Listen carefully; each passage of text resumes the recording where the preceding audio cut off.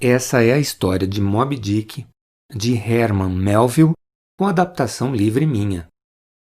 Capítulo 8.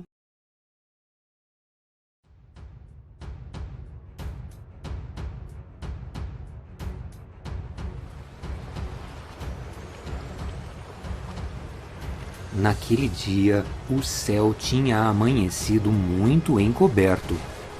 O mar estava com uma cor cinzenta e o vento quase não soprava. De repente, o marinheiro que estava de plantão gritou bem alto: "Cachalotes! São muitos! E eles estão aqui perto!" E o barco então, que estava muito silencioso, ficou todo movimentado. Então 3 baleeiros foram baixados para o mar, e em cada um deles entraram 6 tripulantes. O arpoador, que ficava lá na frente na proa, o oficial navegando lá atrás na popa e mais 4 remadores. Quando todos já estavam remando com muita força em direção aos cachalotes, nós ouvimos mais um baleeiro descer do navio e bater na água. Então nós olhamos para trás e vimos que era o próprio capitão comandando o seu baleeiro. Ele estava acompanhado de uma tripulação que nós nunca tínhamos visto. Um arpoador enorme de pele escura, 4 remadores que eram parecidos com índios muito selvagens. O arpoador vestia uma túnica branca, tinha um turbante na cabeça e o olhar dele era diabólico. O capitão então gritou para ele: "Prepare-se! Vamos caçar esses monstros lá na frente!" Muito rápido, o barco do capitão ultrapassou todos os outros, mostrando como era forte aquela tripulação clandestina que estava no navio. O capitão nem parecia que tinha perdido uma das pernas. Ele ajudava a remar com muita força. "Quem são esses homens?" perguntou um companheiro meu para o outro. Mas a gente não tinha tempo nem para conversar. Então ele apenas comentou: "Isso não está me cheirando bem. Esses clandestinos embarcaram sem que ninguém soubesse. Eles estavam escondidos pelo capitão." "Isso está com cheiro de baleia branca", falou um outro companheiro meu. E nós continuamos a remar em direção aos cachalotes. Quando nós chegamos onde tinha um cardume delas, as baleias mergulharam, porque elas sentiram a nossa presença. Nós então ficamos em silêncio e os arpoadores estavam prontos para atirar. De repente, a água ficou agitada com a força daqueles cachalotes que saíram nadando, cada um numa direção. O meu barco foi atrás do jato de água que saía de um deles. Enquanto isso, o tempo estava piorando. As nuvens estavam muito escuras e tinha muitos raios no céu. E o meu companheiro então gritou: "Remem, marujos!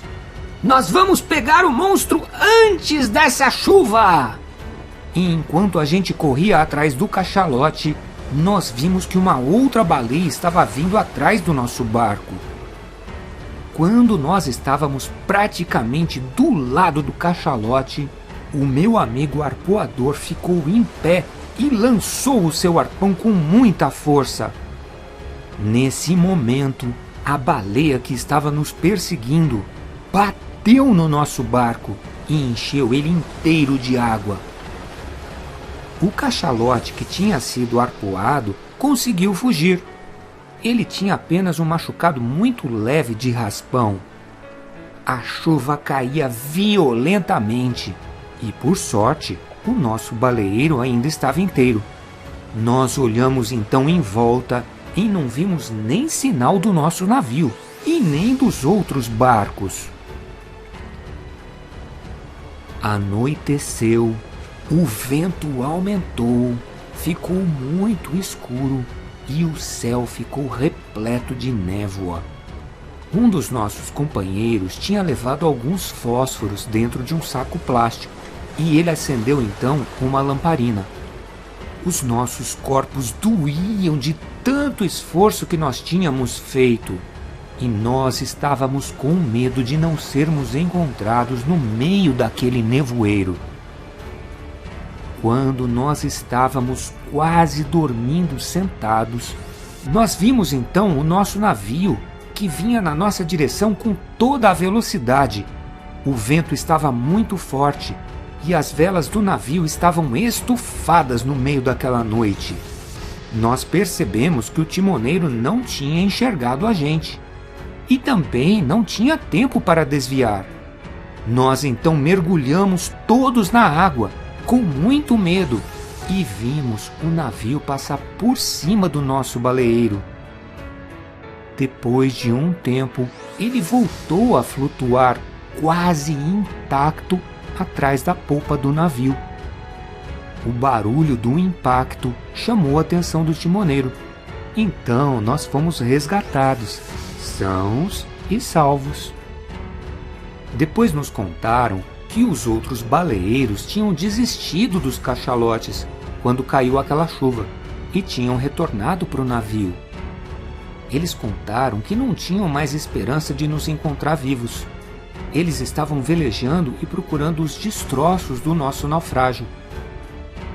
Mas o que mais me impressionou foi que depois de alguns minutos ninguém mais estava falando no assunto.